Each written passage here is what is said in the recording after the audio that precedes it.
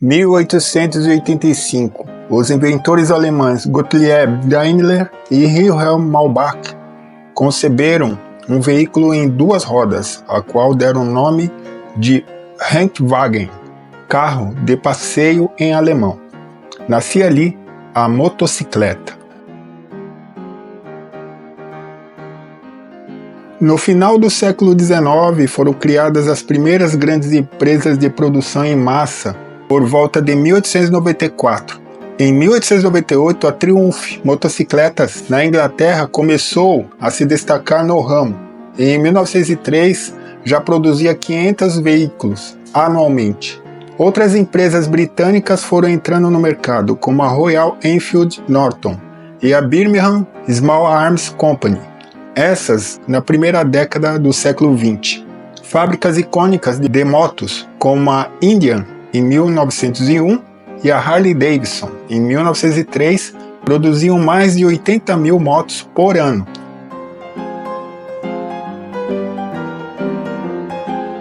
A guerra explodiu na Europa e as motos foram empregadas nas comunicações entre as unidades militares no campo de batalha, e os mensageiros a cavalo foram substituídos lentamente por despachantes a moto. A estadunidense Harley Davidson dedicava 50% de sua produção para o esforço de guerra, assim que o país entrou no conflito mundial.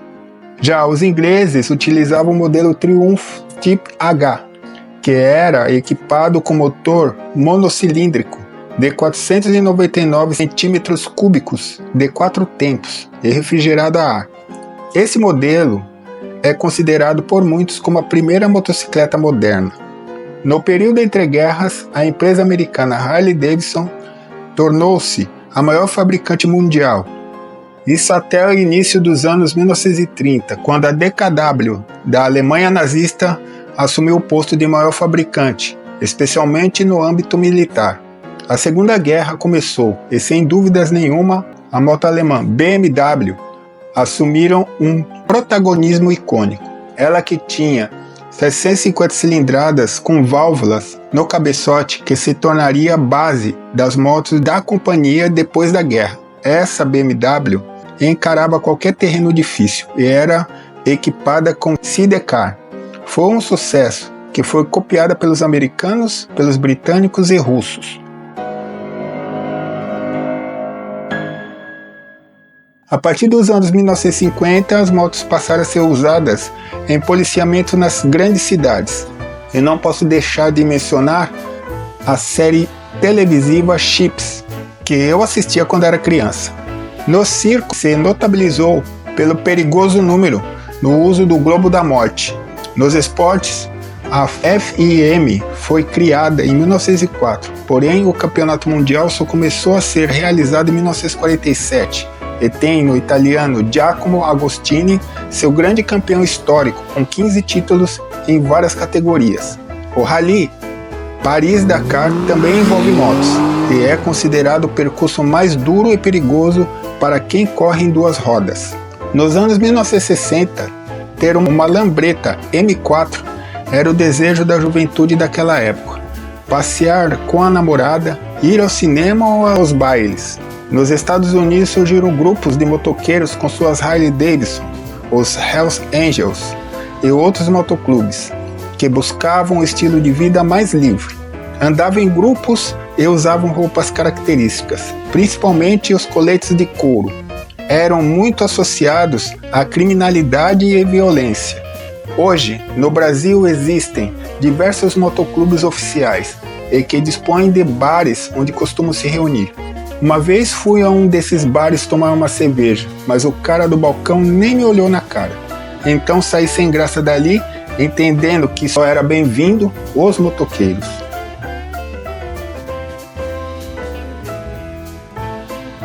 Hoje em dia, você quer uma pizza, o motoboy traz. Quer ir a algum lugar, o motoboy leva. Quer tomar uma cervejinha, o motoboy traz. Quer ir ao trabalho mais rápido, você vai de moto, caso tenha um.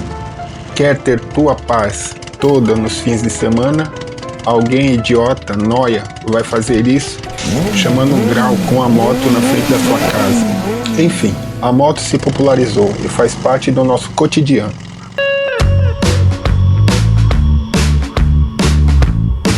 BMW R32, de 1923.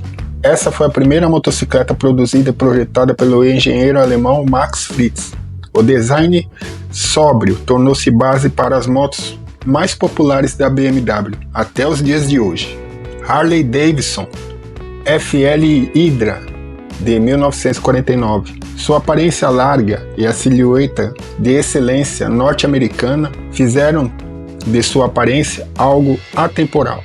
Foi a partir de seu estilo que começou a surgir inúmeras imitações através do mundo, e de fato é uma moto que nunca sai de moda. Triumph T120, de 1960, a clássica moto britânica, e essa versão tem o design de Edward Turner, é imponente, silenciosa e cromada. Importantes figuras andaram nela, como Bob Dylan, Paul Newman ou McCartney, além de Steve McQueen. Honda CR250 Elsinore, de 1973, desenvolvida para corridas off-road. Ganhou fama quando o ex-piloto americano Gary Jones usou essa moto para ganhar o campeonato de motocross 250 cilindradas daquele mesmo ano de 1973. Essa moto passou a ser objeto de desejo do público dentro e fora dos Estados Unidos. Yamaha 400 F Daytona Special, de 1979. Essa moto se tornou um monumento às motos de dois tempos, que foram responsáveis por definir uma época. Suzuki GSX R750, de 1985, foi a primeira moto comercial a trazer a tecnologia antes vista só em motos em corridas profissionais, onde motociclistas comuns poderiam ter acesso à sua velocidade e modernização. Ducati 916, de 1994, desenvolvida pelo projetista italiano Massimo Tamburini. Seus faróis são em estilo de olhos de gato, com detalhes mecânicos combinados a um belo design. Com certeza foi a moto mais esportiva, mais importante dos anos 1990. Aqui no Brasil, menção especial para a Honda CG 125, de 1976, que desde então segue sendo produzida e é o veículo mais longevo do Brasil, com 13,5 milhões de unidades vendidas. Foi a primeira marca de moto a ser fabricada por aqui, e ainda hoje é a preferida do público brasileiro.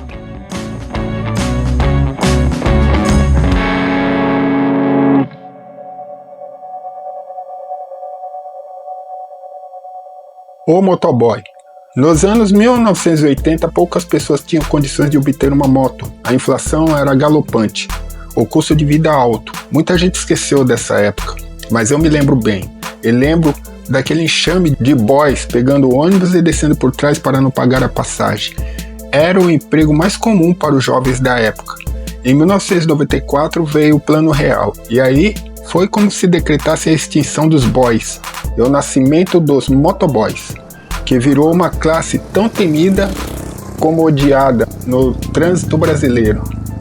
O comediante Marco Luque criou o personagem Jackson 5 para representar o típico motoboy paulistano, desembaraçado, com seu característico linguajar cheio de gírias. É uma figura bastante controversa no trânsito de São Paulo. Eis um áudio do personagem. Sobe na nave, a pampa na rampa, firmou no guidão, tranquilo, mamilo. E aí, mano? O trânsito paradão e o fluxo fluindo pra nós. E tava bonito mesmo, sabe? Um poer do sol assim, aquele prepúcio lindo mesmo. Aí, de repentemente, mano, o maluco abriu a porta do carro, tá ligado? Quer dizer, pra ele abriu, mas pra mim ele fechou, né, mano? Quando eu olhei, eu tentei, abre a cadabra. A Bit César, não deu. E quando que eu vinha indo, não dá pra você ir. Mano, em Suna, tentei passar onde não dava, mano. Dei bem com a clavícula do joelho na quina da porta, mano. Quase tive que pôr uma próstata.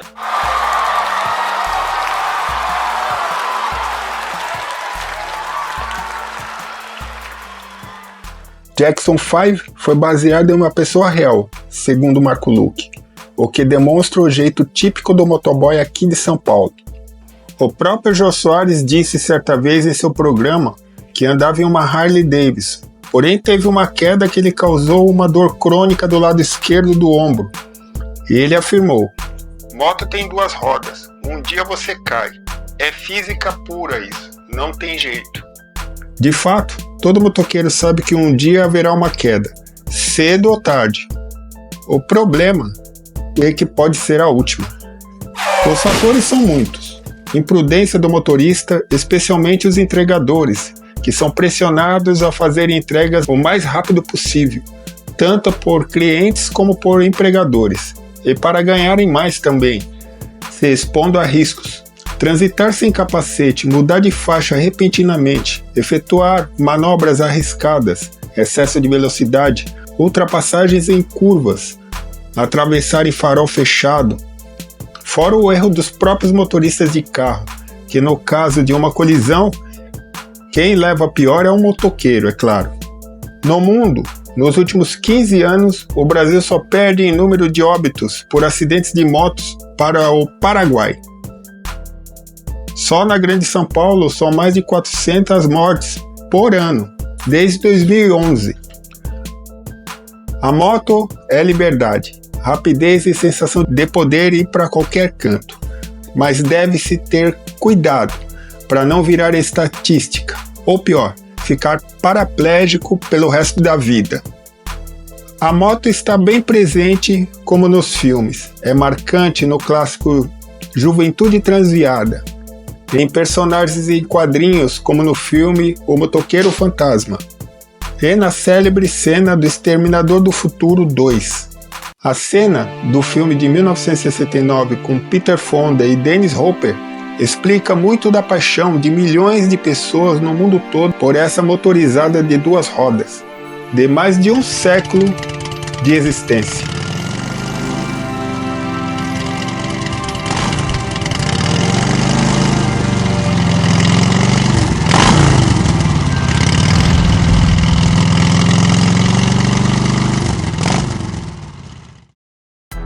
Esse foi o vídeo aí das magrelas motorizadas.